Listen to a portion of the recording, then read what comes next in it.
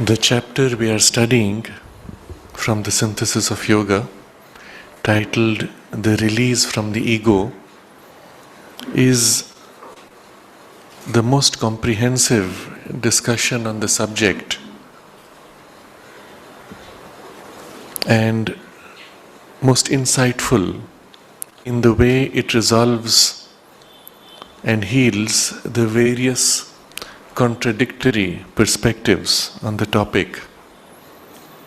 He points out that the formation of the ego is the first great labor of cosmic life in progressive evolution in order to form the unit of a conscious individual. But the dissolution of this ego is the condition in which that cosmic life is able to complete the evolution in a divine consciousness.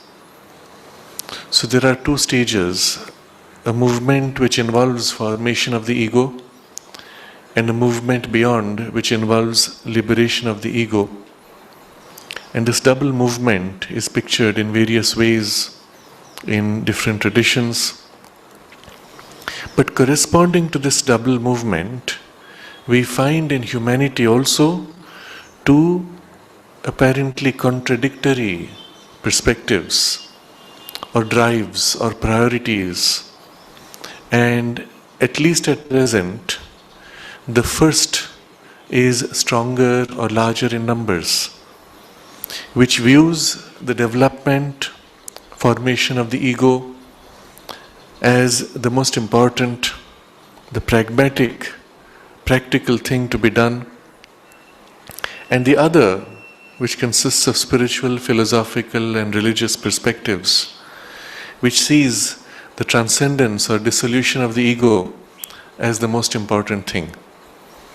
When we look at the big picture, these two camps are no more seen as contradictory.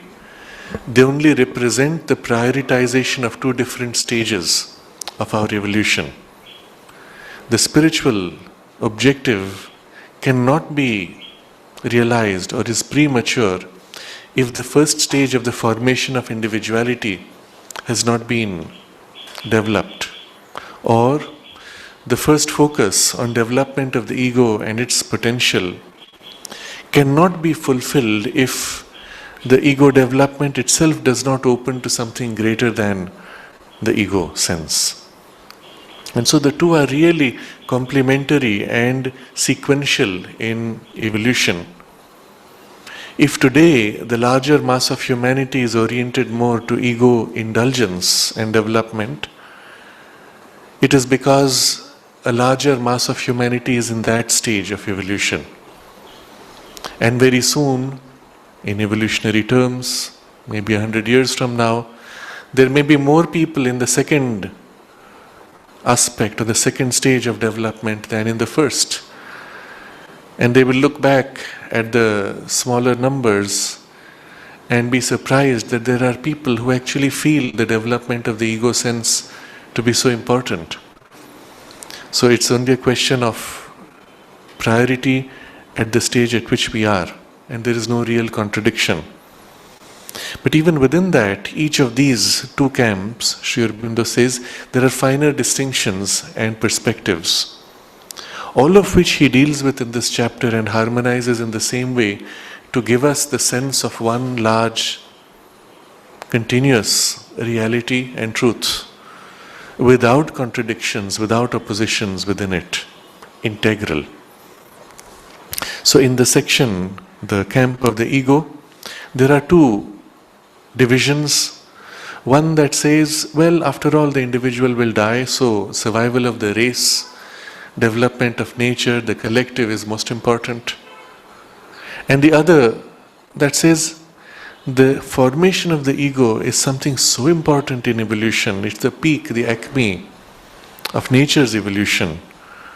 And therefore, the individual ego person is the representative of the great will which drives evolution.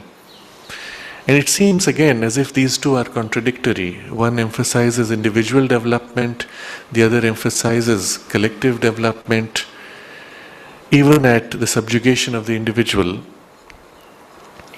This Sri Aurobindo answers in a very insightful, larger vision.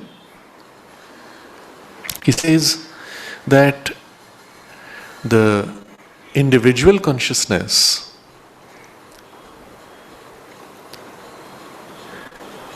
itself needs its deliverance in a larger consciousness. And therefore, there is a need in the individual to turn to the collective. The individual consciousness is too narrow, and the very narrowness of it brings with it limitation of knowledge, incapacity, loss of harmony, and the fragmentation of pain and sorrow. And therefore a transcendence from individual is necessary.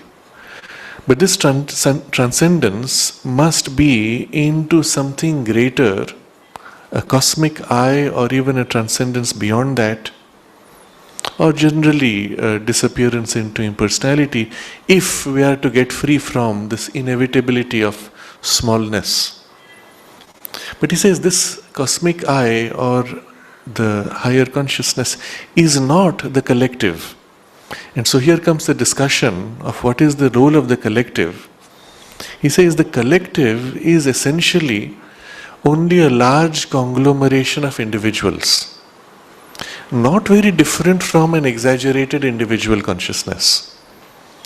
Instead, he points to the collective as a consciousness or a life which is much more tortured and troubled, obscured, vague, confused, unprogressive. That's the nature of collective life, when the collective life does not open to the spiritual possibility or the spiritual ideal. This is inevitably the problem we face in all attempts at spiritual community. The ashram, Auroville, and various innumerable others are no exceptions to this. When in the collective life the upward turn to the spirit is strong, then things tend to fall into harmony even when there are personal conflicts. When the spiritual aspiration weakens or is forgotten, then the collective becomes a vague, confused, unprogressive, obscured, even tortured, troubled life in which the individual suffocates. So he says, if at all there has to be something greater, a light, peace, deliverance, a better state of existence, they have to descend into the soul from something wider than the individual, but also something higher than the collective ego. So he places the individual ego and the group on the same platform. You have small one individual ego and larger, exaggerated collective ego, but they are both ego. And it has to be something higher which has to descend if the individual is to be fulfilled and even if the collective is to be fulfilled. And here, the role of altruism, philanthropy, service to mankind, etc. are not that. They are moral, they are mental ideals, good, important, useful, but they do not free the limitations which come with either the individual or the collective ego. And there has to be something higher which may use these forms secondarily as an appearance. And so he says, in the spiritual impulse, if at all you see altruism and philanthropy, it's not as a moral purpose, but because one sees the divine in the collective, one serves the divine in the collective, and therefore the external form appears to be altruistic or philanthropic, selfless. But actually the cause within is a relationship with the divine and not just service to a larger group. And it is this transcendent source which we must seek and serve, this vaster being and consciousness, to which the race and the individual are minor terms of its existence. So here's the very interesting insight. Both the small individual ego and the collective ego are secondary terms of something still higher. And Sri Aurobindo now puts the relationship of these two in context of this higher divine truth and consciousness. And he says that both of these are terms of a higher and vaster being, and their fulfillment must have some real place in the supreme existence. So there is some high purpose in the supreme wisdom and knowledge. Then these distinctions were not created in vain, but the perfection and satisfaction of humanity as well as perfection and satisfaction of the individual have to be founded on that higher principle. Both are minor terms of this greater existence, and they can only be fulfilled when they get to know their source. And here comes a very important insight. Just as the individual has to evolve to know the source of his individual consciousness, so the collective, at a collective level, has to evolve to know the source of its collective identity. And then, just as the individual, the collective can also transcend the ego and live in its true self, no longer bound to ignorance, incapacity, disharmony, sorrow. And so, the conclusion from this part of the discussion is that if we follow the pragmatic purpose of evolution of the individual, evolution of the collective, that pragmatic, worldly objective can be finally and truly fulfilled only if and when it turns to this pursuit of the eternal and does not bind itself to the slow collective evolution of nature. And even if we seek the altruistic philanthropic goal, even for that we have to attain to that higher truth if it is to lead to something greater. But altruism, philanthropy are themselves secondary aims. What is the primary aim? To find, know and possess the divine existence, consciousness and nature, and to live in it for the divine is our true aim and the one perfection to which we must aspire, both individually and collectively. And so when the individual life loses this sense, it flags, finds life interesting, uninteresting, dry, boring, meaningless, purposeless.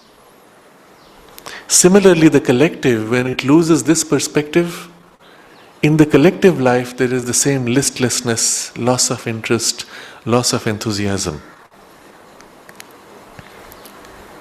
This is the reason why Sri Aurobindo warned many who were attracted to the spiritual life, but in whom he saw that the real foundation was not yet established.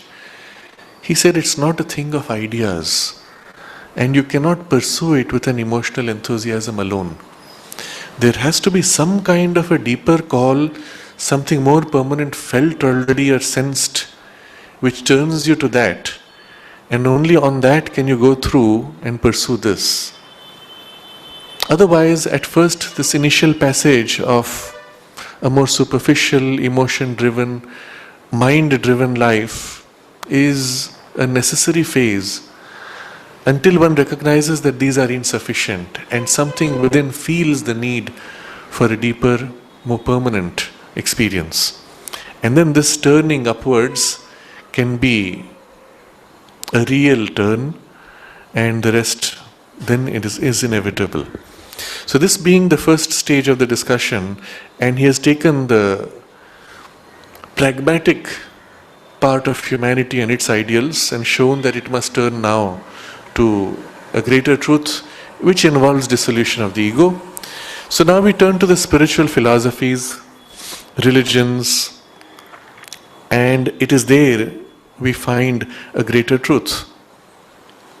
But turning to this, again we will find many various distinct perspectives. And Sri Aurobindo will look at those perspectives and rearrange them in a larger vision where we will see they are not contradictory. They complement each other in one integral movement. But as a first step, when we turn to them, we see something common. And it is this which he first explores, and then he gets us to a point where they all begin to part. And we find 3 or 4 different approaches to transcendence of ego, which he will heal in a unified, integral perspective. But now turning to the spiritual perspective, he says, it is then in the way of the spiritual philosophies and religions, not in that of any earthbound materialistic doctrine, that the seeker of the highest knowledge has to walk. Even if with enriched aims and a more comprehensive spiritual purpose. So these enriched aims and comprehensive spiritual purpose comes now from recognizing all the pragmatic and mundane ideals. Yes, we want to develop the individual.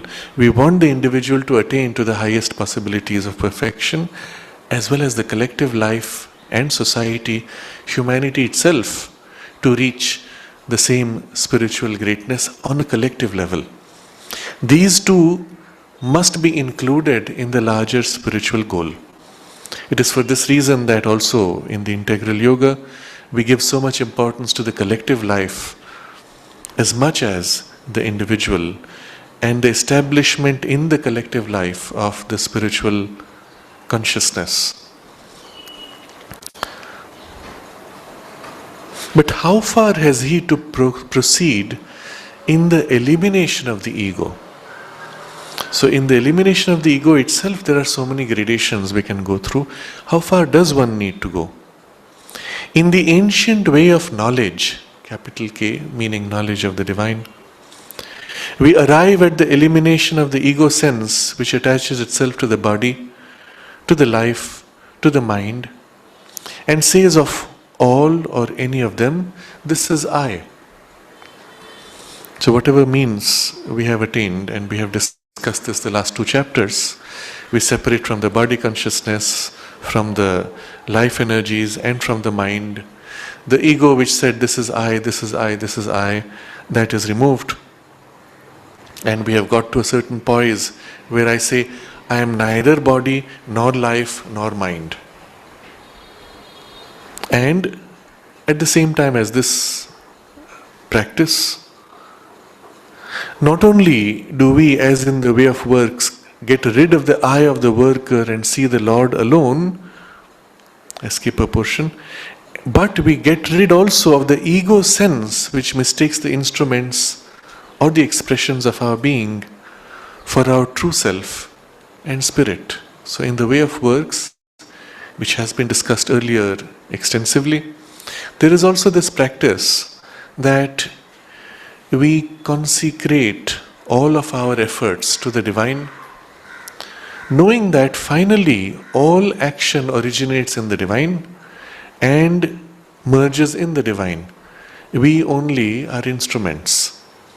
We even at some stage begin to offer our efforts themselves to the divine, claiming neither the fruits nor even the efforts, but only accepting to be joyously instruments of the divine in a larger play. But in that larger play, we get rid of the I of the worker and see the Lord alone as the true source of all works and sanction of works, and his executive nature power, or else his supreme Shakti, as the sole agent and worker. So the way of works, the Karma Yoga, brings us to this experience that we begin to recognize all origination of the impulse or will is from the divine, but even the movement of the energy is his power of nature and Shakti, who is actually doing it. And there is even an experience we can have within ourselves, which is described in those sections, which we have not yet studied in detail, where one experiences our own consciousness resting as if part of, on the lap of the divine, and our nature, mind, life, body, like an engine moving in the larger universal nature's engine, physical, vital, and mental. And we simply enjoy this status, observing the play of the nature, our own consciousness resting in a great freedom and release, and things are happening. But even not just this, but we get rid also of the ego sense, which mistakes the instruments or the expressions of our being for our true self and spirit. So at that point we could say, this I is the true me. Or this functioning instrument of my mind, free from this personal attachments, as an agent and instrument of the divine, that is true me. So that would be an error, we have to get free from that also. But even if all this has been done, something remains still. And now we come to the crux of the problem of ego, and a very fine distinction is made, which is often a stumbling block for many practitioners. He says, there remains a substratum of all these, a general sense of the separate I. This substratum ego is something vague, indefinable, elusive. It does not or need not attach itself to anything in particular as the self. It does not identify itself with anything collective. It is a sort of fundamental form or power of the mind which compels the mental being to feel himself as a perhaps indefinable but still a limited being, which is not mind, life or body, but under which their activities proceed in nature. Now this is the description we have of this elusive substratum. And we have to try to internalize and observe this sense within us. Let's say I am not the body, I separate myself. I am not the energies, emotions, thoughts, mind even, and I separate myself. What is left is a kind of a awareness which is not attached to these things. Even it may not be attached to the collective, widened sense of ego. No group identity, no species identity. Does not attach itself with anything in particular. It has no particular form or identity. That's why he says vague, indefinable, elusive. But the one thing which remains, there is some awareness upon which the mind, life energy and body rest, by whose support they work. And this awareness is a limited awareness. If this was not there, there would not be this individual mind, life or body. It would be just a hollow shell, or it would just crumple if something was not there which upheld this sense of individuality. Imagine what it would be like if you were not body or mind and you were not present at all. you left. What would happen to this mind-body complex? Strange feeling. It feels like it would just fall. It will just collapse. Maybe it will fall into unconsciousness, some kind of swoon. It feels like that. And it is here that we have the sense, because there is this awareness supporting, therefore all this is held together as a individual awareness, as a person, as a focus. Even if the body is not me, the fact that there is this awareness keeps it in a reference, in direction, in focus, keeps the mind, life, body aligned. What is this thing which keeps it together? It's not really an ego sense because it's not attaching to these things. And yet it has a sense of limitation. It's this, not that, not the whole, not the transcendence. So Sri Aurobindo is very skillfully bringing us to this recognition, because it's very difficult to define it. It does not identify itself. It does not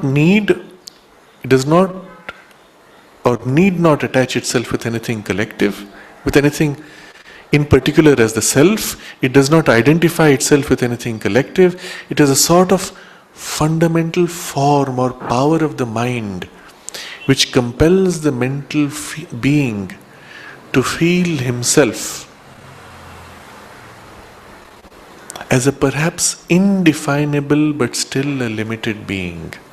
So there's still a sense of limitation. There's nothing particular that I can identify and say, this is I. But there's just a sense of limitation. Not mind, life or body, but under which their activities proceed in nature. So we come to this vague sense, substratum of all these.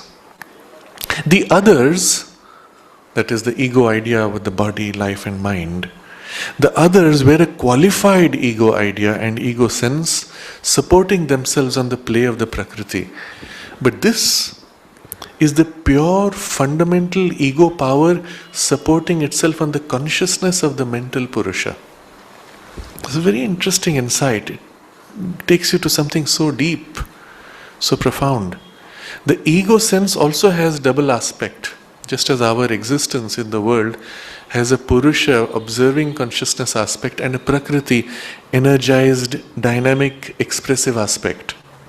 So too for the ego sense, there is a part which is more identified in the Prakriti and a part which leans on the Purusha. And this fine distinction is extremely important, as we will see why. So the part which identified with the Prakriti felt, I am body. So the ego sense was qualified by the body form and quality. Okay, I got rid of that. I am the life force. I feel immortal. Forget body. Body goes. I am alive. And so this part is also qualified by the life energy and its impulse and its sense of permanence. And let's say we get rid of that. I am the observer, the witness, the mind, the thoughts in the mind, and I get rid of that.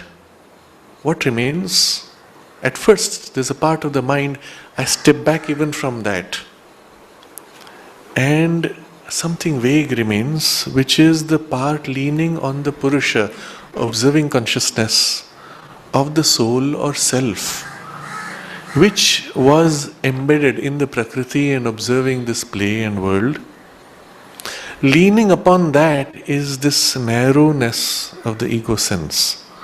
Pure fundamental ego power supporting itself on the consciousness of the mental Purusha. And this vocabulary is very suggestive, supporting. The first was supporting itself on the play of the Prakriti, the second was supporting on the consciousness of Purusha.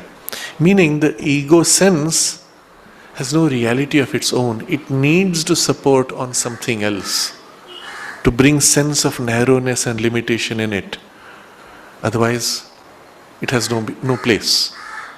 It is unreal. You remove it from the Prakriti, this bit remains supporting on the mental Purusha. And because it seems to be above or behind the play and not in it, because it does not say, I am the mind, life or body, but it says what? But I am a being on whom the action of mind, life and body depends. Because of this, many think themselves released and mistake this elusive ego for the One, the Divine, the true Purusha, or at the very least for the true person within them, mistaking the indefinable for the infinite. Now he is capturing the core, the crux of the problem, and if we observe carefully, we will find ourselves in this identification somewhere. And we must know that is not it, though we don't yet know how to get free of it, that's fine. But at least let's identify what it is subjectively in us and know that we have to get free of this. So the key here is this: something indefinable. When we feel something indefinable within us, it is easy to mistake it for the infinite. Because the reality is that we have never experienced what infinity is like. We have only experienced enlargement or a diffusive consciousness where I am as if in a half swoon. I am no more conscious of myself in some kind of vague, floating, formless, but vague awareness, and so it feels like I am infinite. And so the indefinable we mistake for the infinite with a capital I. Or because it seems above the play and not in it. It stands back, always observing. Even the thoughts pass in front, it is not involved in them. It is above the play, on whom the mind, life and body and their action depend. Therefore, it seems to be the way the divine or the soul would relate to the world. Because after all, the true soul within us is not mind, life and body, is not bound in them, it's free of them, and yet they exist and can act because it is there. Or the divine consciousness is not mind, life and body, but because it is there as a support, therefore these things can act. And so this poise of the consciousness of the substratum ego has that quality, that character. So he says, many think themselves released and mistake this elusive ego, capital E, for the One, capital O, for the divine, capital D, the true Purusha, or at the very least for the true person within them. The state itself is so liberating, so free, that one would be justified in making this error. And this is the reason why the tradition warns you, teaches you. And this error of identification with this elusive ego is most easily made by people who have not understood deeply, do not have the background of this warning, are not part of some larger lineage of experience or knowledge base, or in whom especially the deeper intuition or the psychic being's influence has not yet been established. If any of these is there, then the warning will be there. Let's say you are part of a lineage, a tradition. For example, in the Buddhist tradition, in a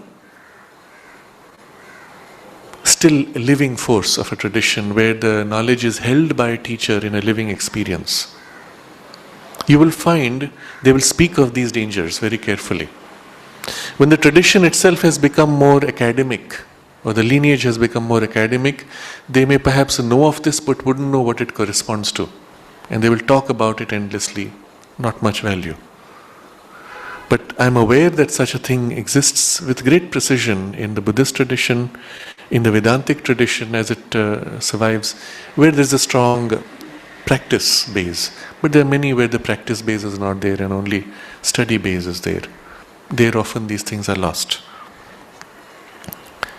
But if there is a teacher who has the experience, he can tell you, be careful, watch this. If none of these are there, even then one is protected if deep within us the psychic influence is living and strong. And so when one experiences this kind of freedom, something deep within feels, not enough. There's something more, something else waiting. This is only a step. And you feel it and you accept it because you know it. It's not a mental knowing, it's felt as a living truth. Or, if the psychic presence is not so active, but you're open to higher intuition, then from above there is that insight. There's more to come. Sri Aurobindo describes this in his own life, not for this issue, but for something still greater. Beyond this, when one enters a nirvanic liberation, Sri Aurobindo attained to the nirvana in 3 days, when all thought stopped and his consciousness was in silence and then opened out into the infinite. In 3 days he was there, and then it continued for many months. And the experience itself, he said, is so compelling. It feels so complete, so permanent, that one would conclude, having been in it for so many months, one would conclude this is it. But then something deep within him said, wait. And that was the intuition acting. Something indicates, and he waited. And after many months, this dissolved and gave way to something still greater, the perception of the divine beyond this emptiness, which must now descend and fill this emptiness. And this transition is considered a very important step in the yoga, in the integral yoga. But now, because we have this background, we know that an emptiness is not it. Because Sri Aurobindo has spoken of it, Mother has spoken of it, we have read it. And so there is a reference at least. When it comes, however compelling it is, something in us says, okay, remember Sri Aurobindo said, wait. And we know also what that other thing is. Sri Aurobindo actually says, when you begin to feel this emptiness, you turn it upwards, open it to the fullness which has to fill it. And so all the references are there like signposts. And this particular reference, very subtle, you will not find so easily discussed because not too many are even ready at this point where they are struggling with the elusive ego. So you don't find too many letters of Sri Aurobindo, you don't have Mother speaking about it in the discussions in the playground and so on. So it does not come into the collective consciousness easily if you have not read this in detail, which Sri Aurobindo marks each of these stages.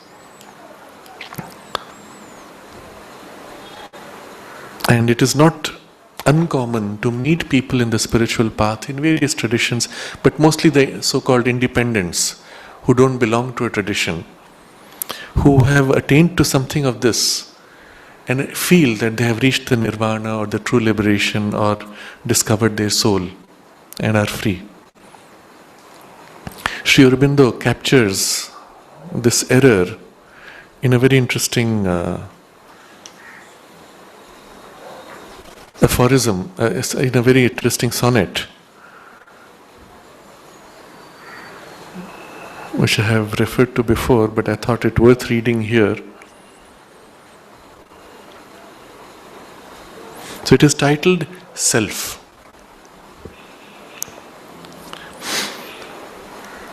He said, I am egoless, spiritual, free.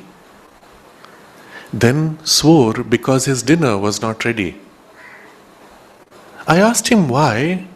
He said, it is not me, but the belly's hungry God who gets unsteady. So you see, this is the poise of the person who is free from nature and her play. I have neither mind nor life energy, not body, none of these I identify with. I am egoless, therefore. I feel this consciousness which is free, on whose foundation everything else operates, spiritual. And then the nature responds. I am hungry, the dinner was not ready, and there is a strong reaction. But it's not me. It's the belly's hungry God who gets unsteady. And so there is a reaction in the life, in the body. It's just the machinery of nature. That's the way the consciousness sees. So when he says, but it's not me, and the belly's hungry God who gets unsteady, Sri Aurobindo's retort, I asked him why. Why does that belly's hungry God get unsteady? I asked him why. He said, it is his play. I am unmoved within, desireless, pure. I care not what may happen day by day. I question him, are you so very sure? So in this consciousness which stands back, because I am not these things, it is the play of nature, God. Within I am unmoved, without desire and pure. Things may happen, I don't really care. He answered, I can understand your doubt, but to be free is all. It does not matter how you may kick and howl and rage and shout, making a row over your daily platter. To be aware of self is liberty. Self I have got, and having self I am free. Very beautifully, concisely captured. But you'll find all the essential elements are here. And it is a very, it has a lilt and a rhythm. He said, I am egoless, spiritual, free. Then swore because his dinner was not ready. I asked him why. He said, it is not me, but the belly's hungry God who gets unsteady. I asked him why. He said, it is his play. I am unmoved within, desireless, pure. I care not what may happen day by day. I questioned him, are you so very sure? He answered, I can understand your doubt, but to be free is all. It does not matter how you may kick and howl and rage and shout, making a row over your daily platter. To be aware of self is liberty. Self I have got, and having self, I am free. Now you notice here, the I am unmoved within, I care not what may happen. This sense that I care not is first subtle indicator that there's something else happening here. When in the semi-liberated person, there is this sense of disdain for the things which involve the trap of the ego. Who enjoys the sense of disdain? It is some sense of narrowness which can experience disdain. The fullness never can experience disdain because that is a part of itself. That would be the true sense of the liberation. So, we take this as an indication. There is also a further stage when from this poise one turns in and begins to feel the infinite self. However dimly or however intensely, at that point this small part can identify with that, but keeping its smallness. A vague, undefined, therefore you cannot distinguish it from the sense of opening to the self or the immersion in self, however partially. Or a person enters states of self experience in deep concentration, meditation or trance. On return, either falls into the full ego sense or remains on this layer which he describes as the elusive ego. You remain there and you feel you are not in the ego, and because you had that immensity or closeness with the immensity of self, this can claim it and say, I have self. So this experience where he says, having self, I am free, can happen on any of these degrees or gradations of the experience. The common feature to all of them is the error, mistaking this elusive ego for the one, the divine, the true Purusha, or at least for the true person within. Mistaking the indefinable for the infinite. But, Sri Aurobindo continues, but so long as this fundamental ego sense remains, there is no absolute release. Now mark the words. Not no absolute release. There is a release, even a great release, but it is not absolute. The egoistic life, even if diminished in force and intensity, can still continue well enough with this support. So on the surface, the life which is egoistic is there, not so obvious, greatly diminished, no more the same intensity and force. If there is the error in identification, the ego life may, under that pretext, get rather exaggerated intensity and force. So you do not make the error of identification, but you're on that edge. You have a diminished ego life. You have identification, with the error, you may have actually a greater exaggeration of the ego. How does that work? Because you are as if justifying all of the egoistic habits, tendencies of nature on the grounds of a consciousness which is free. That's where you have this example from the sonnet, where he says, it does not matter how you may kick and howl and rage and shout, making a row over your daily platter. To be free is all. To be aware of self is liberty. Self I have got, and having self I am free. I am free because I have self. And you see here the subtle borderline where this elusive ego is using the support of the self or the sense of something greater or some great liberation to justify itself. And so this kind of exaggerated behavior is quite common, but in many systems which are more ascetic, it doesn't matter. Or in structures where there's a great discipline, in collective life, for example, in monastic life, where you live in a monastic community, the external discipline somehow compels the suppression of the egoistic expressions, but inside, the ego may be dramatic, aggrandized. I, who have reached the self, how dare you disrespect? And it may be inside, it has no expression at all on the front. There may even be, because of the pressure of the community standards, a great humility. Somebody insults you and you bow down and you think inside you, how great I am that I could bow down and be so free. It's not thought out, but the sense is there. And there's this huge exaggeration, not always seen, carefully concealed behind the facade. And the person could remain like that and pass away, and everybody would say, oh, he was free of ego. But, and this is the secret here, there's always a giveaway. If you observe carefully, if you observe long enough, there's always something, some small twist, some oddity in the behavior, somewhere where it kind of leaks out. And it's generally in the small things that it is seen or felt. So even when we read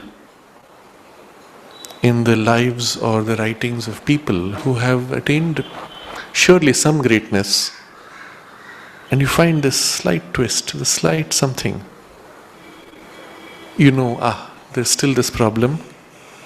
And he says, there is not the definitive release.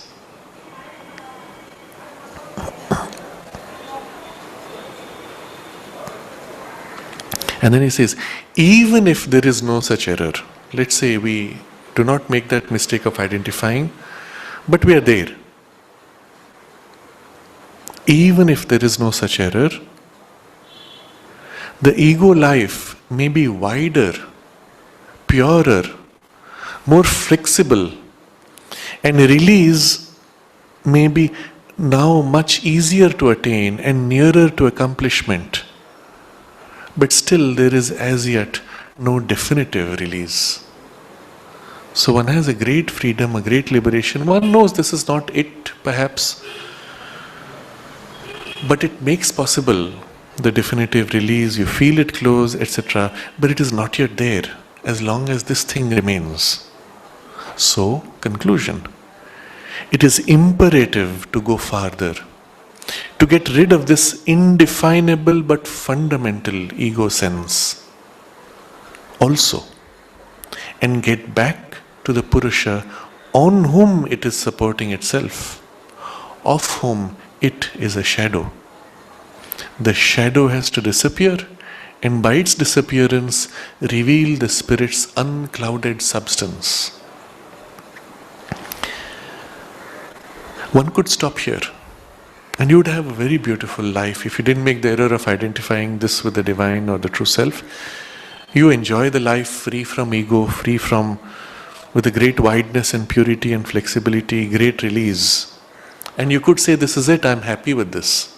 And there are people who have done that also. If the tradition, the force of the tradition is strong, if the inner aspiration is uncompromising, then one is not satisfied with this and one has to go further. One knows that. But this is a fundamental ego sense, because it is the foundation on which all of the rest of the ego sense leans. As long as it is there, even if not apparent, there will always be a reflection on other layers of the ego sense. And it's only by its dissolution that truly you are completely free. This leans on the true Purusha, of whom it is a shadow. The shadow has to disappear, and by its disappearance reveal the spirit's unclouded substance. When we read a phrase like that, it's an imagery.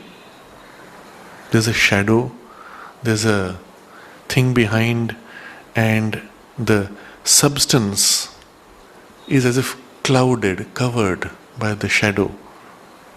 Remove that and the unclouded substance is revealed. The imagery carries the truth much more completely than if we simply used the description, remove this and behind that there is that. The sense of shadow gives you a sense of that it's real. It exists because of something else which is more real. You cannot have a shadow if there was not an object of which there is a shadow. This thing can exist because of something else which exists, and therefore it gives it right. And so this indefinable but fundamental ego sense leans on and takes support of the Purusha, of which it is a shadow. But it can exist because Purusha is there. And so there's a deep truth there, even in its existence. But equally, its existence is clouding, covering, blocking, and the true light of that is not. So the shadow has to disappear, and by its disappearance reveal the spirit's unclouded substance. So this one great breakthrough is required now. How it is to be done is going to be the discussion after a while. But now with this intention, we look at what is this true self of which this is a shadow. And then we look at how the traditions approach this transition. Of course, they agree up to a point, and then suddenly they disagree in diverse ways. We reconcile all that, and then in the reconciliation, it's obvious how we have to proceed integrally. And then he will come back to the nature of the practice, which will be integral enough that all these different approaches and truths will be included. None will be in conflict. So the first step, we need to recognize this relationship of the shadow and the real substance. Even this use of the word substance is very suggestive, that what comes forward is not a blankness, it's not an emptiness, nor is it a thing which is like any other thing, which would again be an ego sense. But it is self, which is substantial, concrete, more real than anything else, against which these things are felt like a shadow and superficial. And so the spirit's unclouded substance is revealed. That substance is the self of the man, called in European thought the monad. In Indian philosophy, Jiva or Jivatman, the living entity, the self of the living creature. So you will see in all traditions, there will be some vocabulary to describe this. Because in each tradition, it has been met in whatever form, in whatever approach of practice. How can one be sure this happens? Because it is part of the divine, let's say, grace. That every tradition, every culture, as it matures, is constantly supported by the divine will and the divine grace to help develop. And where necessary, there is an emanation which comes from the divine to enter within the culture and awaken it to the higher truth of things, show the way, point, in the particular alignment and priority that that culture represents.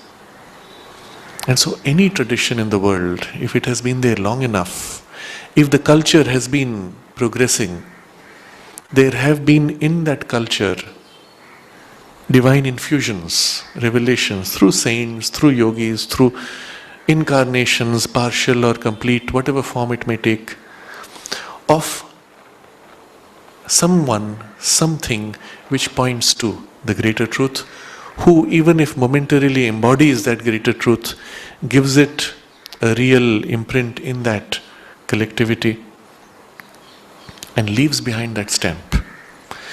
In the community life or in the tradition, that may have been forgotten over time. But you will find it was there, and if it was not there, the tradition wouldn't survive. If it has survived long enough, it is because something was there to vivify it with some contact with this living truth.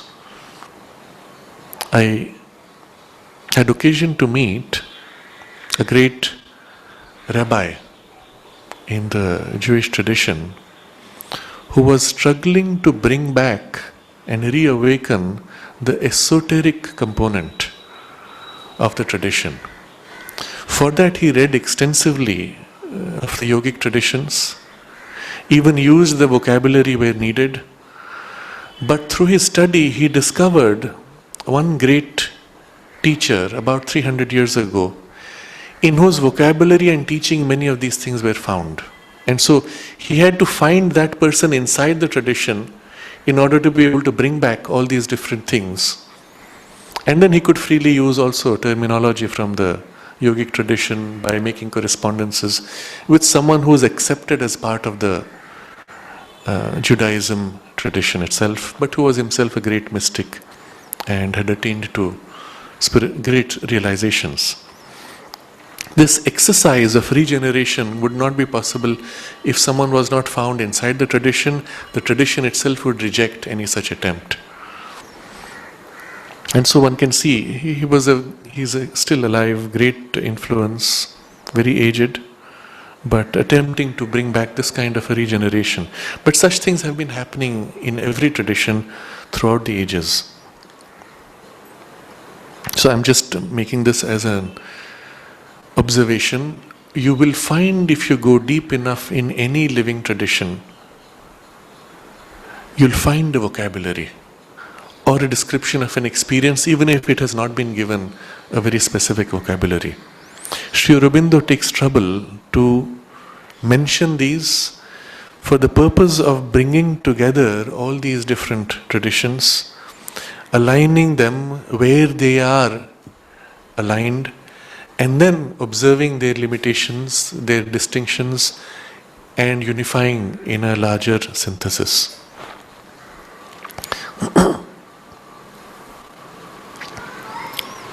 So that substance is the self of the man, called in European thought the monad with a capital M. In Indian thought philosophy, Jiva, capital J, or Jivatman, Jiva and Atman, self.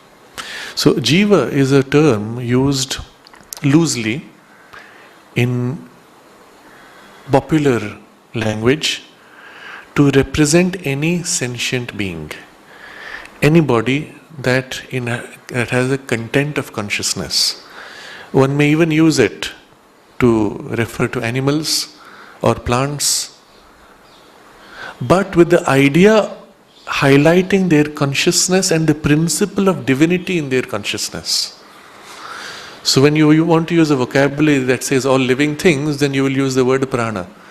But when you want to use a vocabulary that says all sentient things with the idea of divinity within them, then you'll say all these jivas. Especially, of course, it is used in the context of human beings, but representing the divine principle within each. Jiva or Jivatman, where you say the Atman and highlighting the aspect of the self within. The living entity, the self of the living creature. This Jiva is not the mental ego sense constructed by the workings of nature for her temporary purpose. It is not a thing bound as the mental being, the vital, the physical are bound by her habits, laws or processes. The Jiva is a spirit and self superior to nature. So here comes the distinction. Distinction we can first observe philosophically, and then we have to observe internally, subjectively, as a point of concentration. Anything which operates by process, by law, or by habit is nature. Anything which is not habit, law, or process is superior to nature and is spirit or self. So observe in yourself. Whatever is driven by habit, not you. Whatever has laws limiting them, conditioning them, whether it's laws of physics or laws of biology or laws of psychology, flexible laws but still not you, nature. Whatever needs process in order to be or to achieve, not you, nature. Now these three words, habits, laws and processes, are very profound also in their relationship. You see something in sequence, deeper. On the surface we see habit. You go deeper inside is the principle of the habit, the law which compels the habit. You go deeper inside and you see that there is a process by which this exists. You remove the process and it doesn't exist. So you look at physics. You say, on the surface, when you see something happening, because it happens again and again, well, it's a habit, and so we call it a law. But the law itself is dependent on the process happening, and as long as the process is happening, the law is valid. Break down the process and there's nothing left. Electron has to whirl. Electron has to move for there to be electricity. Electricity is therefore a function, a process in nature. It has no other existence. Behind it, there may be pure consciousness and action of pure consciousness, but this is nature, and so on. Now, you get free of anything which binds, which limits to habit, law and process, and you have spirit. At which point, because it's not process, automatically it is static. In its freedom, it is not in movement, it is static. But in that freedom, it can will itself to be anything, to express anything, to feel anything, experience anything, without needing process. So here comes the fundamental distinction between science and occultism on one side, and the spiritual action on the other. Science and occultism I put within the same category. All of them are in the domain of nature, dependent on nature's processes, laws and habits. The process is repeating long enough and everywhere consistently, we call it law. The law superficially is this form and the habit. Law and habit you can merge, but behind is process. As long as process is there, law and habit will emerge. But the moment you go behind process, no more dependent on process, pure consciousness can will, can act, can be what it chooses to be, that is spiritual action. Occult action only operates behind the surface habits, behind the surface laws and processes, but itself is dependent on inner laws, inner processes, and therefore habits of nature. And so it is occult, hidden. But still it's part of nature. And as long as, Sri Aurobindo observes, as long as you are dependent on these processes, the processes bind you. Let's take the example of an occultist. Let's say by some occult processes he has mastered lightning, or he has mastered the power of the wind, the elements, and so on. These were considered to be great masteries in the old days. A person who could wield the wind, the rain, the fire at will was considered to be great. Let's say a person has attained to these, but is doing it by a process of nature. He has to repeat a mantra, he has to wave his wand, he has to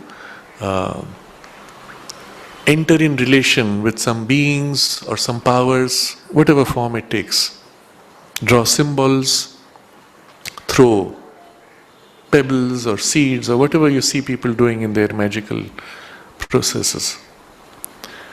If suddenly he finds, my wand is not in my hand, I am helpless, because I am dependent on the process that the wand is used to activate.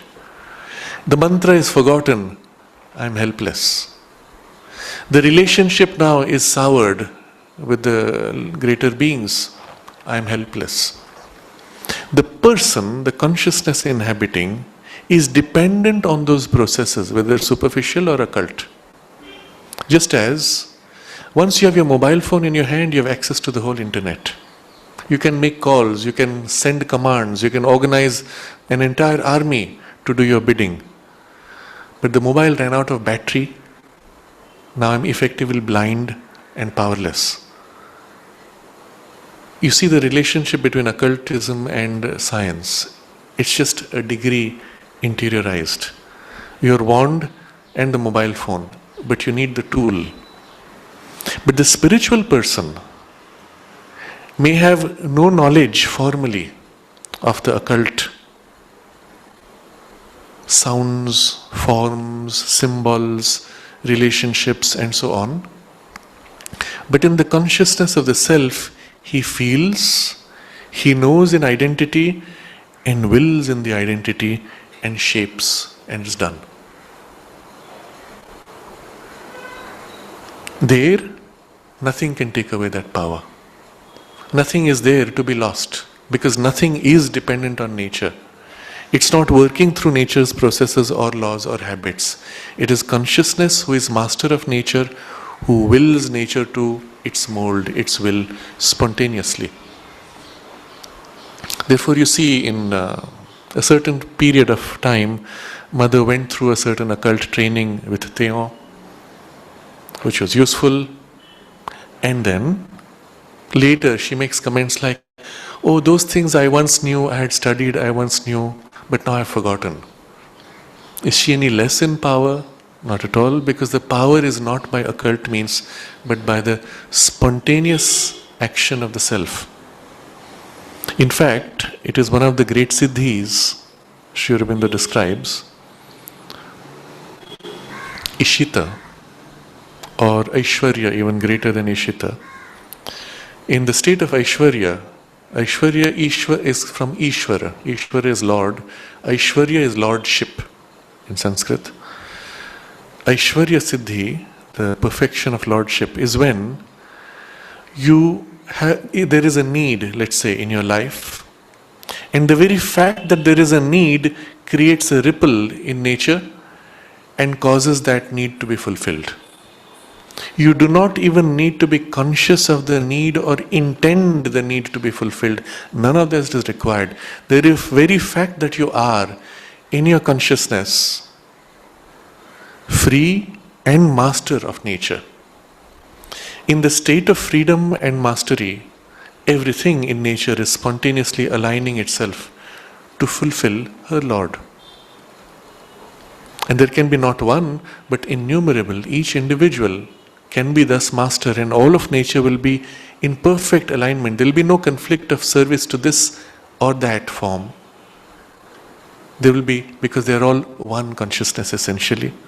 So the mastery in several individuals and eventually in all beings does not ever enter into conflict. Your need, my need is always in perfect alignment because it is under oneself. And all of nature is constantly aligned to fulfilling all of the needs as conscious power of self without even consciously needing to intend, effortless ease. And that's the true sense of lordship, of Aishwarya. So it is a great siddhi of the supramental consciousness.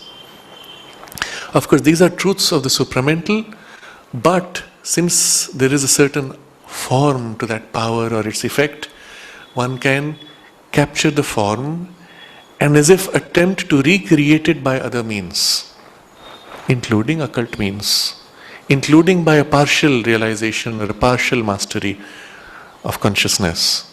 And those also today are referred to by the names of the siddhis. And so a person who has developed a great power, even an occult power, that he is able to wield circumstances to constantly yield to his will say it is Aishwarya Siddhi. But it is on a lower level, a lesser form of the Aishwarya Siddhi, often of a vital energy. By great vital energy of the prana mastery, one can wield many things. But it would not be the true nature of the Aishwarya Siddhi, which is effortless and spontaneous. Here one would will it and it would fall into place. So again, I am going deep into this to highlight these, the distinction between these layers and why this separation and this distinction is so important.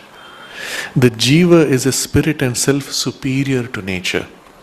And a consciousness, therefore, which is free, does not need processes, laws, habits. Its freedom can imprint itself bypassing all processes, laws, and habits. It is when nature is liberated into her own divine status as divine energy, as consciously energy of self, then you see she is not bound to habit. Processes below in inferior nature or unconscious nature are only habits which have been established, but here which were freely willed by the self in its power of manifestation. So this distinction is extremely important. It is not a thing bound as the mental being, the vital, the physical are bound by her habits, laws or processes. The jiva is a spirit and self superior to nature.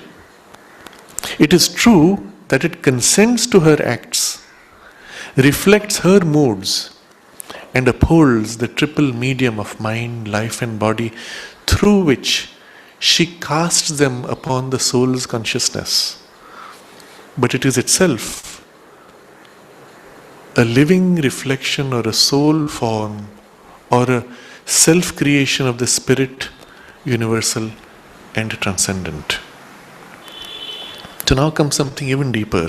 All this discussion of nature and spirit was important because we have to recognize their deeper entanglement. Self is free. Nature is power of self in rhythm, having forgotten even her Lord, now in mechanical rhythm perhaps.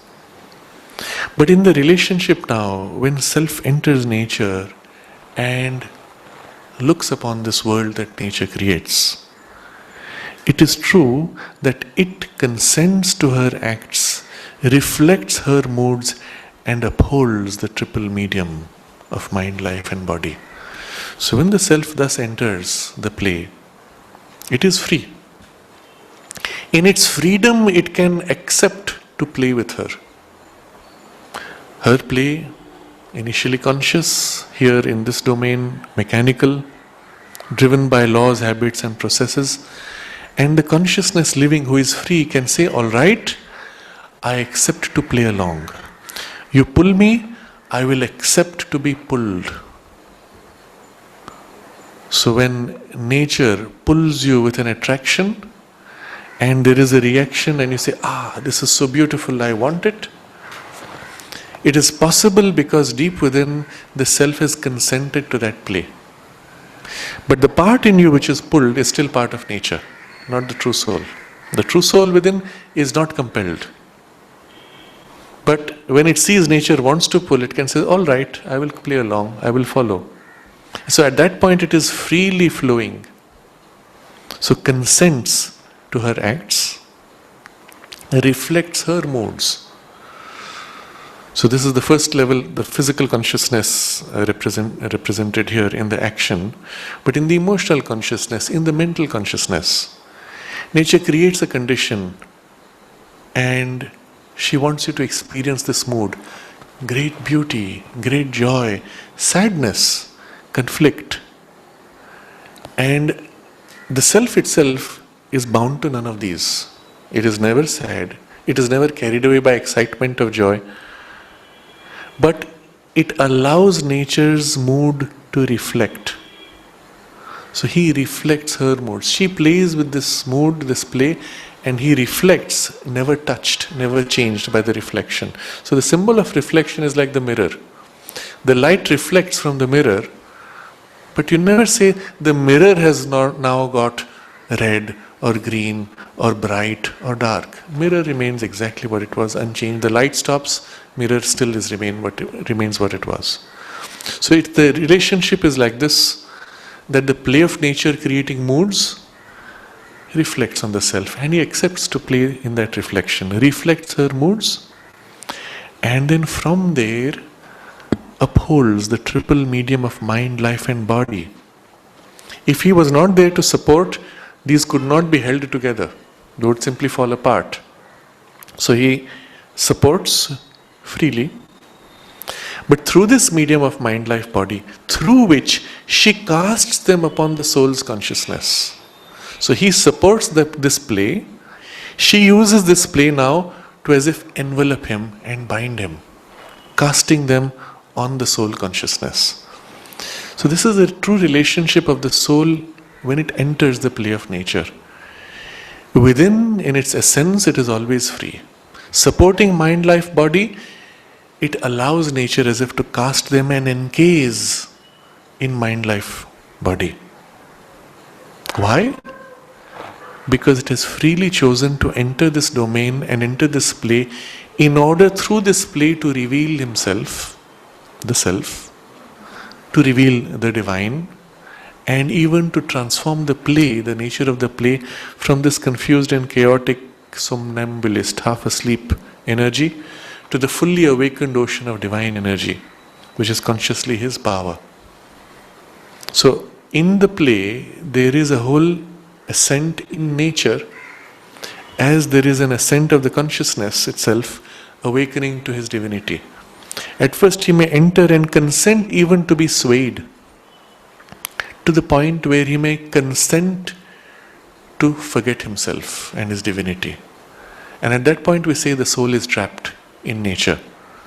But is it really trapped? No. It's only accepted to play at being trapped. But at that point, having accepted, it is effectively now part of that, although essentially free. And so from that status of having forgotten himself, there is the awakening of the soul. In nature also there is the awakening, and that whole process is what we call evolution. Willingly, consciously chosen by spirit which is always free. Throughout, nature who's doing all this is his own power released freely, high up, and then allowed to forget herself, just as he has allowed to enter this self-forgotten nature and play at self-forgetfulness. This double descent of nature and of soul is, Sri Aurobindo says, the true sense of the Christian symbol of the fall from Eden of Adam and Eve. The soul represents, Adam represents the soul, the monad. Eve represents the power, nature. She tempts him. She creates this image, this form, and attracts the soul to participate in the play. The soul consents, always free, but consents to enter the play, and in the process there is the loss of the paradise, the higher status of oneness, harmony, etc., in the consciousness of division and the play. It is the deeper sense also of the idea that Eve is formed out of Adam's rib. The original word in Hebrew is the word which is common to rib is will. It is his will that forms her. Out of his will she emerges.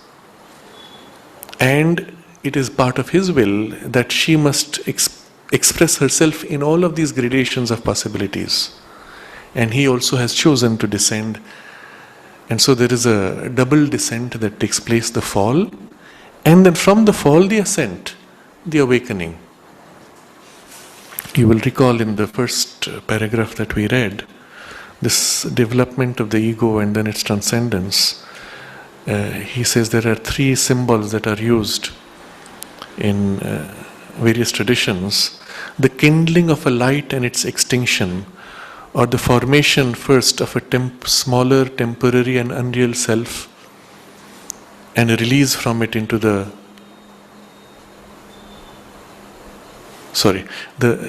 double movement is usually represented as a fall and a redemption, or a creation and a destruction, the kindling of a light and its extinction, and so on.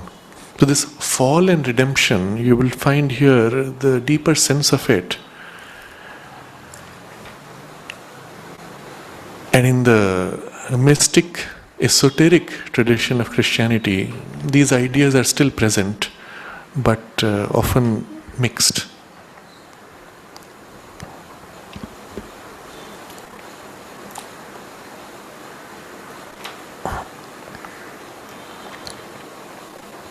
It is true, the jiva is a spirit and self superior to nature. It is true that it consents to her acts, reflects her moods, and upholds the triple medium of mind, life, and body, through which she casts them, her moods, upon the soul's consciousness. But it is itself a living reflection or a soul form or a self-creation of the spirit, universal and transcendent. The one spirit who has mirrored some of his modes of being in the world and in the soul is multiple in the jiva. So in this process, the one spirit has expressed itself in numerous separate centers of free consciousness, the jiva. How? By the emergence of this nature, which is an expression of his own modes, powers of his consciousness, and then into which this one can now appear in many multifaceted experiences. That spirit is the very self of our self, the one and the highest, the supreme. We have to realize the infinite existence into which we have to enter. And so far, the teachers walk in company, the teachers of all these traditions, spiritual, philosophical, etc., and religious. So this idea that there is the monad, the individual self, beyond that the spirit of which this is a representation or an expression, and eventually through this we have to find that and enter that infinite existence. So far, the teachers walk in company, all agreeing that this is the supreme object of knowledge, of works, and of devotion. All agreeing that if it is to be attained, the jiva must release himself from the ego sense, which belongs to the lower nature or maya. All this is common, with different vocabularies. But here they part company, and each goes his own way. How to do this? What happens when you do this? They're completely different. So all this till here we are clear. We have taken these steps, stood back even from the mind, and then this elusive ego sense reflection of our personal self, that also we will find a means to free from, and then this must unite in its source, in its spirit, in its transcendence, in its infinite existence, and so on. And the ego sense belongs only to the lower nature or the appearance, illusoriness of the appearance. But here they part company and each goes his own way. And now he lists the various traditions we saw earlier, right at the beginning of the chapter, where they have different approaches to the relationship with the divine and the meaning of dissolution of ego. Now he summarizes quickly. The monist fixes his feet on the path of an exclusive knowledge and sets for us as sole ideal an entire return, loss, immersion or extinction of the jiva in the Supreme. This is the monist. The monist is the one who says everything essentially is one consciousness. And therefore, unless you return to the essential oneness, you have not completed the journey. And so he sets as the sole ideal. There's nothing else that is important. This is the only thing remaining. Entire return, loss, immersion or extinction in the Supreme.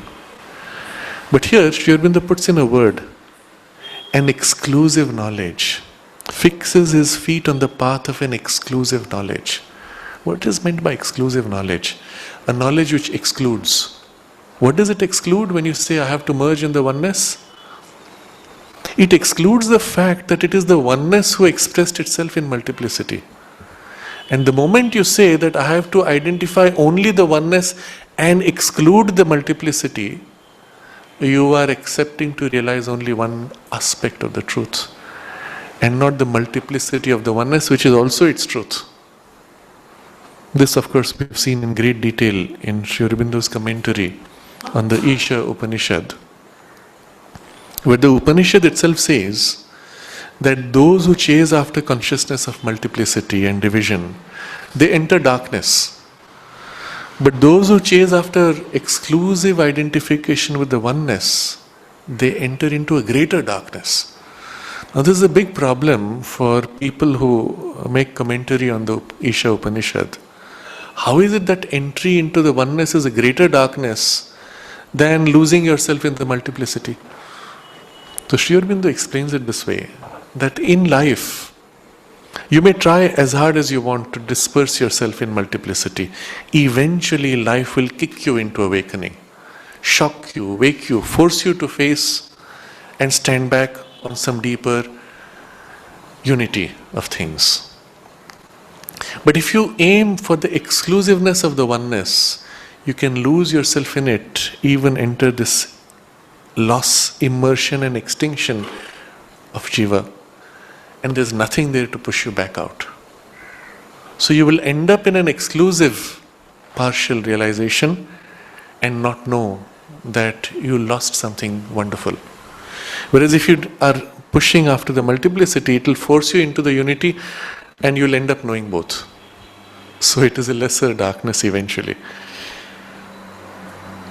So this is the monist choosing his path. On the other side is the dualist or the partial monist. These are the people who say that God is one, manifestation is another, the two can never ultimately be united. There's always be some distinction, some separation. We, or our consciousness, our soul, can never finally merge into oneness. It is impossible to merge.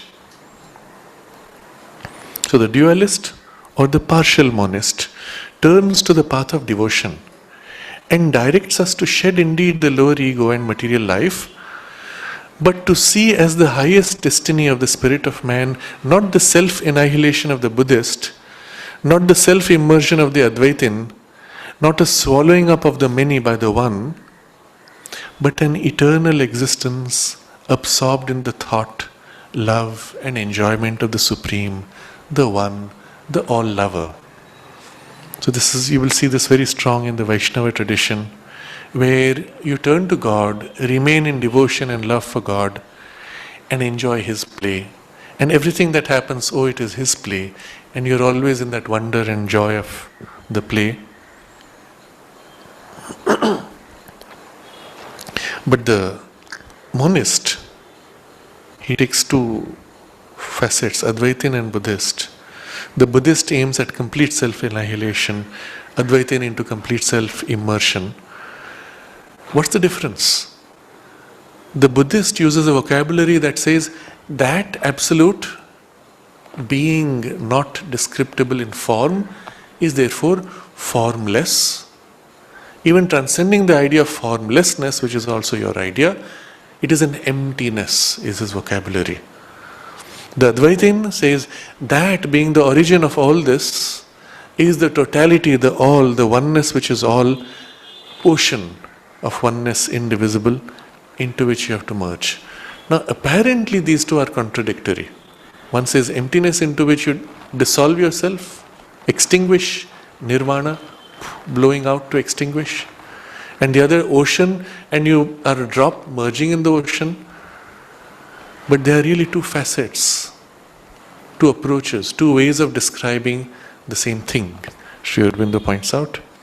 When you approach the one, you can approach by negation, not this, not this, not this, not this.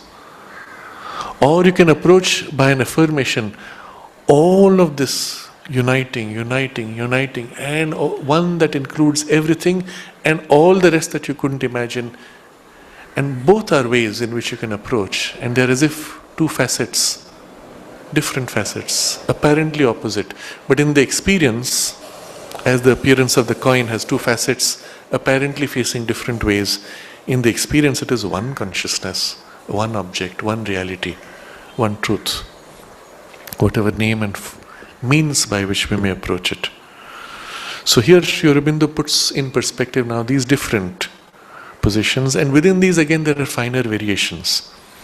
He puts these two in the dualist experience. He puts dualist or partial monist. Now dualist says these two can never unite. Soul and God can never unite. You can only have the enjoyment of relationship, absorbed in love for the one. But the partial monist says, yes, we can never fully unite, but we know ourselves as a special aspect, a special form, a wave of the ocean. So we do know something which is separate, but we know ourselves immersed. The ocean itself projecting a wave. I as a wave can never become fully ocean in total dissolution. So again, these are fine distinctions. What's the truth? What's the way for the integral seeker? And Sri Aurobindo addresses this, puts them, all these perspectives in harmony, the full scope of which we will take up next Friday. But for now, just the initial preparation for that. For the disciple of an integral yoga, there can be no hesitation. As a seeker of knowledge, it is the integral knowledge and not anything either halfway and attractive or a high pinnacled and exclusive. He must meet, he must seek. He must soar to the utmost height, but also circle and spread to the most all-embracing wideness. Not binding himself to any rigid structure of metaphysical thought, but free to admit and contain all the soul's highest and greatest and fullest and most numerous experiences. So it is the thought which reduces, because fundamentally the intellect cannot grasp things which are beyond it, and spirit is beyond it. So it has to capture spirit by reducing to a principle, a form, a philosophy. And the moment you can reduce to one, you can also reduce to another and another. And then these are in conflict, obviously. But if you let go of the intellectual tendency to reduce to a principle, and you allow the soul to open to the experience itself has multiple facets, but it is one experience. And so one enters into the experience in which you can see how, oh, this is how that person formulated in this form, the other formulated in that form, but what I am is free of the forms, free of formulations, including all of them, but not as separate pieces, as one single experience. So the approach will be to enter in this way. If the highest height of spiritual experience, the sheer summit of all realization, is the absolute union of the soul with the transcendent who exceeds the individual and the universe, the widest scope of that union is the discovery of that very transcendent as the source, support, continent, informing the constituent spirit and substance of both these manifesting powers of the divine essence and the divine nature. Whatever the path, this must be for him the goal. So you see here, very interesting way he unifies all of these.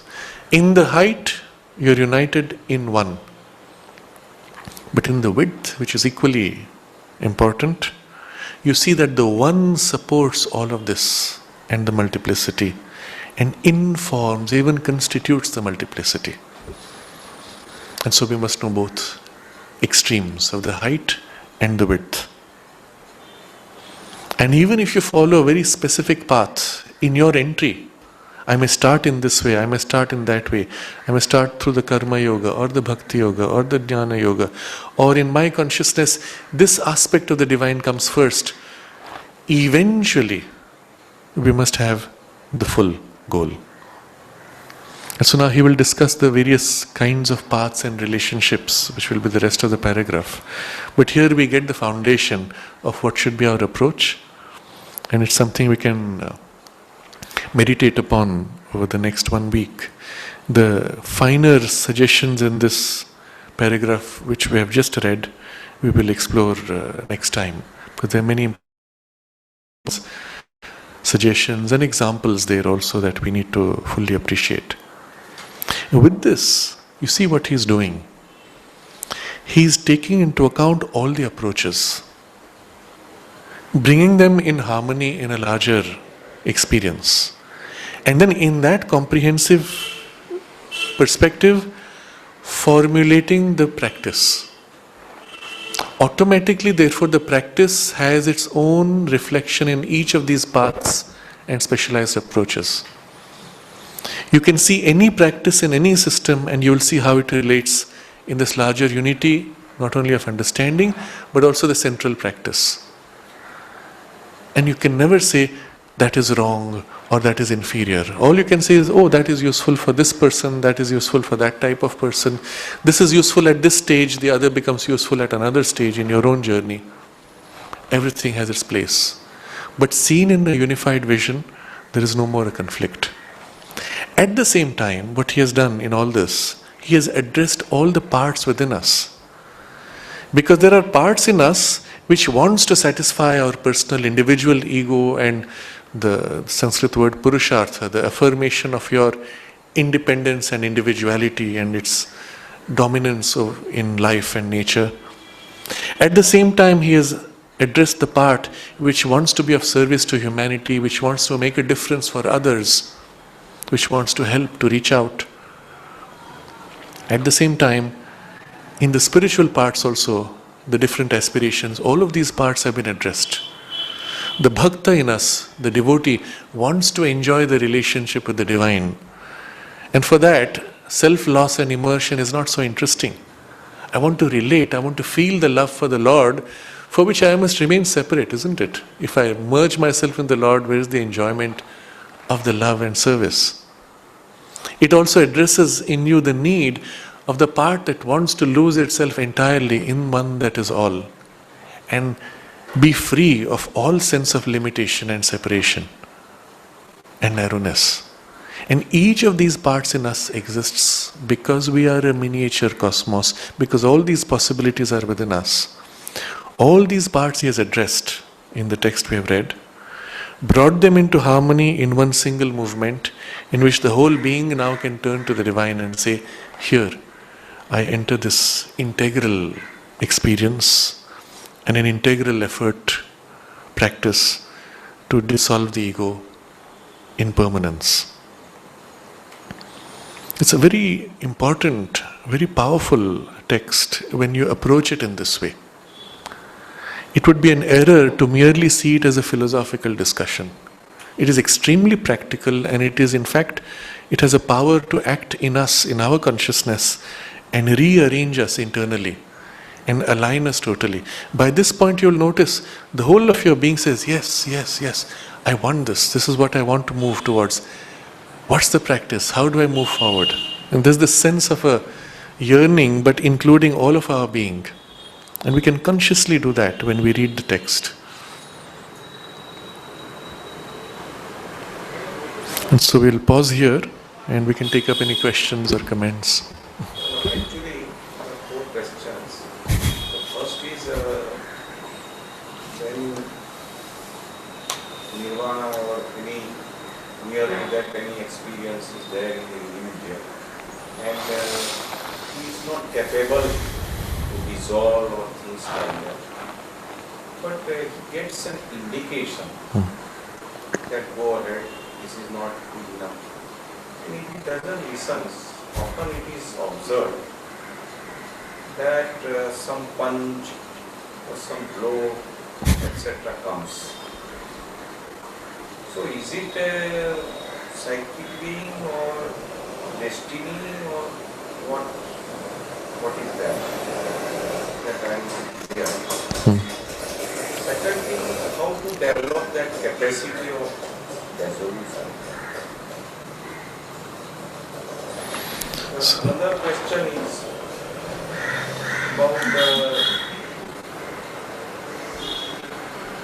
when you are not fully equipped, then as Arvindo says, but be on your guard and do not try to understand and judge the divine.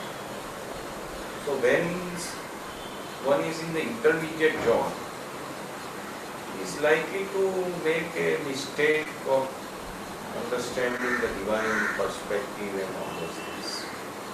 Therefore, he is telling, be on your guard. So, in the first question is about when in some experience, deeper experience, there is a guidance and we do not pay attention to the guidance, then often there is a kind of a knock that comes in life. And where does that come from? Is it coming from the soul or elsewhere? It depends on the person and the relationship that is set with the divine. If the relationship is one where the person has given himself and will accept even a strong knock without losing, without misunderstanding, then the divine may use a strong knock if that is the most effective way for the correction. It is often the most rapid way, but it is not always effective for everybody because sometimes the knock can produce also revolt and delay the awakening. Mother makes this observation. She says that the Mahakali aspect, which acts by great force and power, she rarely uses because often it creates a strong reaction in people, and she can use it with very few people in whom the self-giving is so total that even with the knock they will accept in the right spirit and understand that it was for their own good. But why at all the knock becomes necessary? Because there's some sticky part which with all my self-giving, with all my openness, I am unable to overcome, or I am even unable to see, and therefore unable to overcome. And you're blinded by a major weakness which is within you, and therefore unable even to offer it. And it reaches a point where the gap becomes so great that it needs a drastic intervention, otherwise further progress is impossible.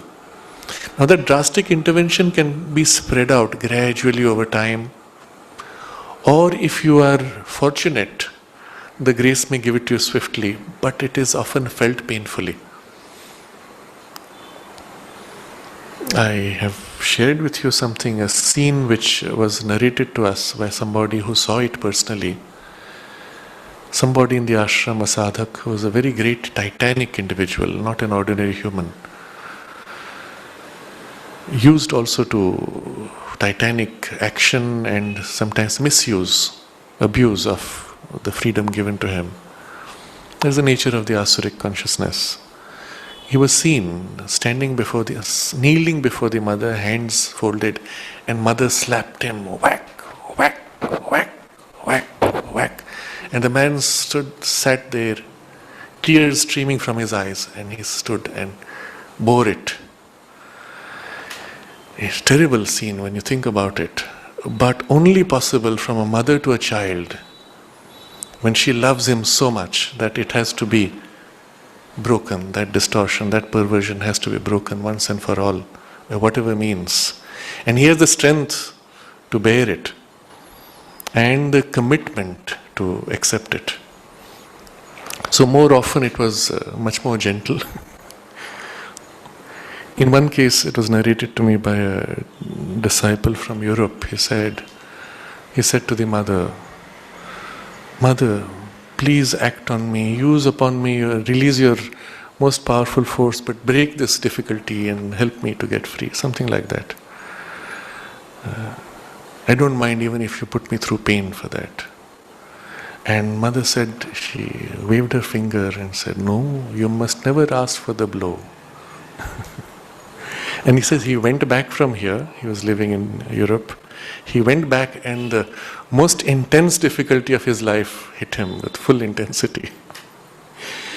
He asked for it, you'll say, but on the other hand, you see the compassion of the mother. She said, "No, you must never ask for the blow." Sri Aurobindo comments on this. He says, "You should never ask for the blow. It will come if it has to come, but..." But the thing we have to recognize is it is only in the most sticky situations where something needs an extreme that the divine even uses this. And if at all it has to be used, then the whole being is taken as far as it can so that it can accept the strong action. There's one case where some disciple records, he went to the mother and he said, she stared at him with great fierceness. And throughout she was very stern. And he came away and wrote a long letter. "Mother, you were so stern with me." No speaking, she just blessed him and all that. But there was a certain intensity and he was shaken by that and he wrote a long letter. And mother's response, it's all in writing. She says, "I had hoped that you would not identify with that part in you." You see, she explained how she put a great force to dissolve or break some part, some distortion in his nature. And she said, "I had hoped that you would not identify with it." See, when that thing comes, where does it hit? It doesn't hit you. It hits the part which is not you. The part which is not in alignment with the divine. The part which rebels and opposes, and it's not you. But if at that moment you make the error of identifying with that part, you say, "Oh, the divine is beating me. The divine is putting me through this pain." If you're conscious enough to not identify and say, there's a great pain taking place in my being, in my life, whatever form it takes, and that is the part which is not me. That is the part which needs to be dissolved and which needs to open to the mother and surrender itself. And to the extent that you accept and help that to happen, the pain quickly fades. The pressure is there, but not the pain. The pain is only the result of the resistance to the pressure, opposing, refusing. The moment it gives in, the pressure works, wields, needs, frees you, and the work is done. And very rapidly, sometimes even within days or weeks, a knot of many years or many lives can be dissolved. But the principle behind is this: the knock is on that part which is resisting or which is blocking. Who gives it? Take it that it is divine grace, especially when you're on the brink of a breakthrough and there is a need for a intense pressure, then it is always the grace which is helping. So the second question about how does one make for that last transition, dissolution, the rest of the chapter is going to be this. He will look at various approaches and even principles there. But generally in practice, one remains on the edge for a while, habituating the part which has to be dissolved, allowing it to acclimatize, to familiarize with that which is greater than itself. And if it is done with this right understanding, you even joyously open yourself and give yourself to that which is greater in the dissolution of the ego. And the release can be free, gradual and joyous and spontaneous movement, rather than a painful or a struggle in the dissolution. Dwelling on that which you aspire for as your own deepest fulfillment, and your dissolution into that as the truth of yourself, and the idea that you awaken into that which is truly you as you die in that which is not you. The sense of dying, the ego has the sense of, I will be extinguished, it will go into a blankness. But what is extinguished is the limits. The consciousness is freed into the limitless. So that idea one kind of gradually imprints into this on the border. But it's just a general observation, but you will see in much greater detail the whole process and its nuances. And your third question was about? Be on your guard. Be on your guard. Mother's warning, Sri Aurobindo's warning to be on guard in the journey. In intermediate experience. Yes. In the journey when all experiences are intermediate. All experiences are first steps towards greater and deeper things. The error is, of course, to stop there and say, this is it. Or to take that small partial step and let the ego seize upon it and say, I am now so great. I know one example, maybe there are more, but I know one case which somebody here had the experience of momentarily of the whole world becoming as if superficial, unreal. And it is a category of experience which opens you to the Brahman consciousness. It's a first step and it's described in many ways. So she came and asked my teacher about it, and he said, oh, it is an experience which opens to the Brahman consciousness. But every experience is the beginning. It's not a realization. But immediately the person puffed up and said, oh, now I am attaining Brahman consciousness. And the whole behavior changed after that. We had these examples in the ashram in the beginning, many where mother would tell people about something of what was a peak in a past life. So and so was that person, so and so was the other person, and so on. And very quickly it created trouble in people. The ego exaggeration, oh, I was that, so I'm so great. Now I'm greater than you because you don't know what you were, and I know that I was this. Very petty and silly. Sometimes someone says, oh, you were somebody in your past life. So I said, yeah, you were also somebody in your past life. So what? What's the big deal? And if somebody is told that he was so and so, and you don't know, what's the difference? He doesn't know it either. He's just been told. It changes nothing about what you are. You still are what you are. So what matters is how you change, what you do now, not what happened then. In a personality which is not your personality anyway, it is the soul which is common, not the personality. But these are all easy to slip into with small, brief experiences. Where you don't even have an experience, but you're told something, it can lead to. So these are all risks in the beginning, but we would, with basic vigilance, be able to get through that.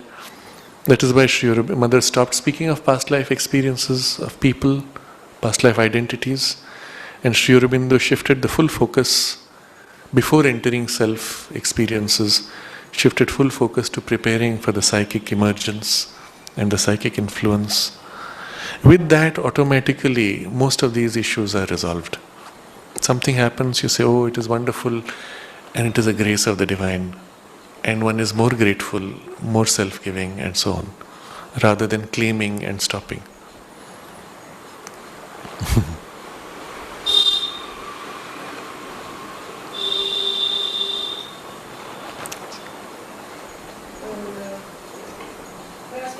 about release from the ego, but the absolute release.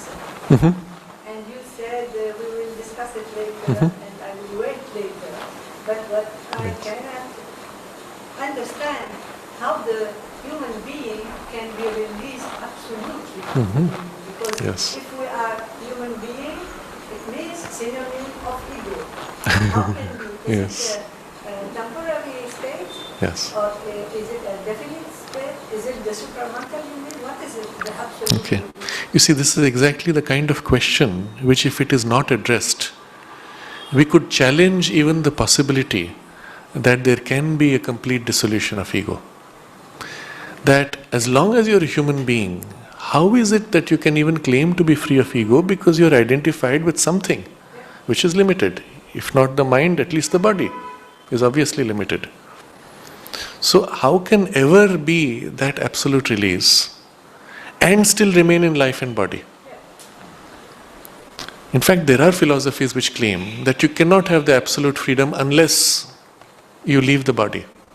So you go as close to the edge as possible while you're in body, and it's only at the last step when the body is dropped that you will have the final release.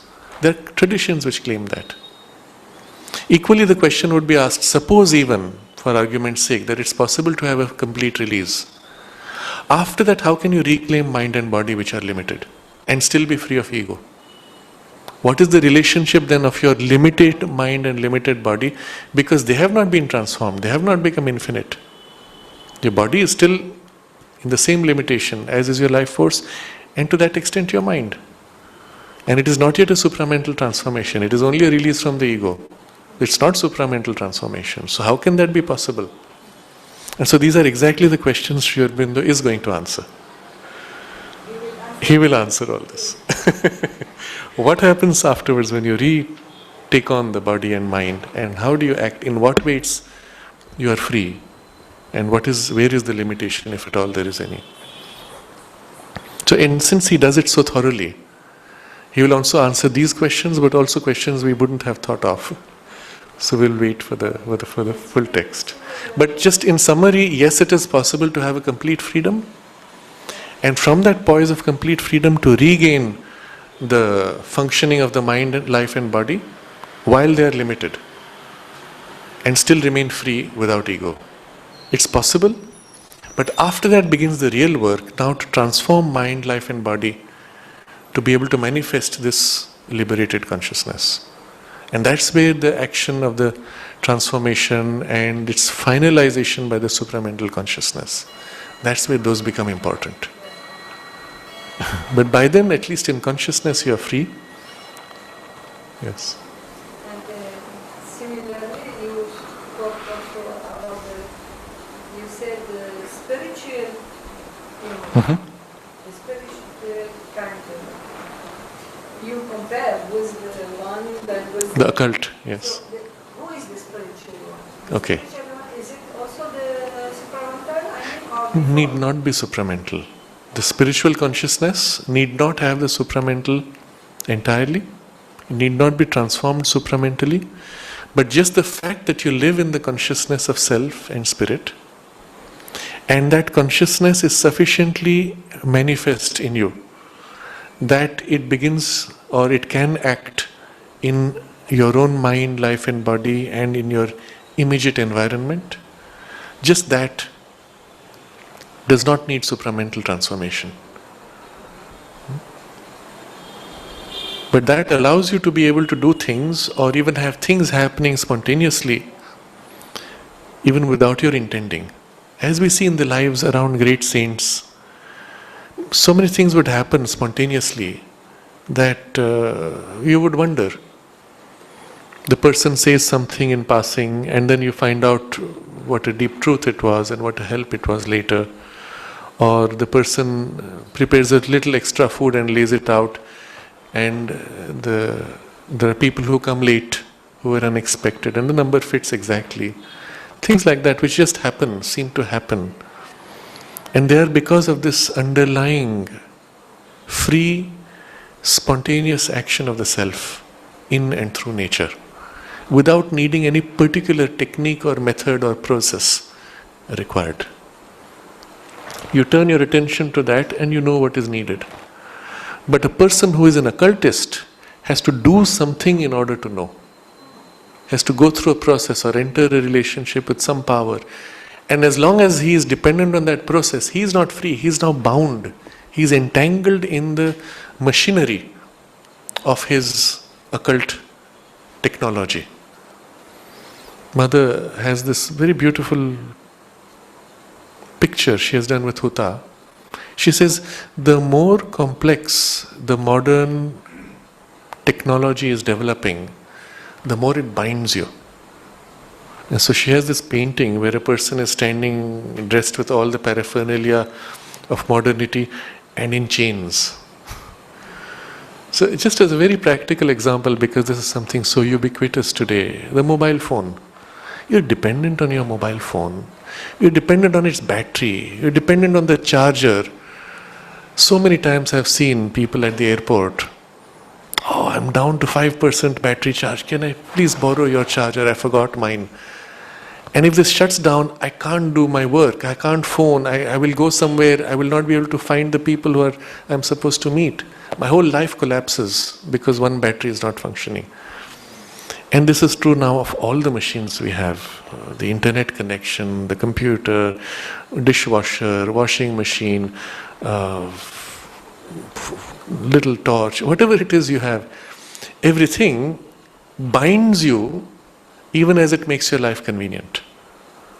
So it feels like it's freeing you, but in the act of giving you freedom, it makes you dependent on the machine to have that freedom. And the same with the occult power. It feels like you can do so many more things, but now you're dependent on the means of nature and you become more and more a tool of nature. Where are you? Who chooses freely what is to be done? The more you're indulging in the occult action, the more you're becoming and identifying with the movement in nature, and she has made you her puppet to do her play through you. Whereas the true freedom is when I do not need any of this. And from that freedom, I act in the right action. Maybe using the occult means, if so required, but if there is the mastery, Aishwarya, then none of that is required and everything is just spontaneous. This is what we saw around Sri Aurobindo and the mother. Panditji used to say that every day, every moment of interaction with the mother, it was a miracle happening and a learning experience at each moment. But you never saw it as anything unusual. It was the normal thing to be. In the consciousness in which she lived, it had to be like that. It couldn't be otherwise. And things just fell into place spontaneously.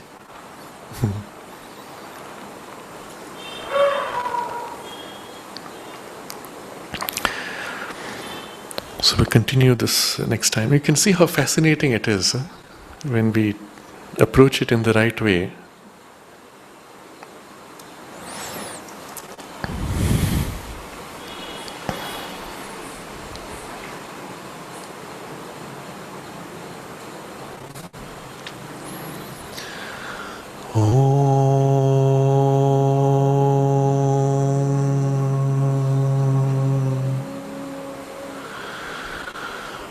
Oh.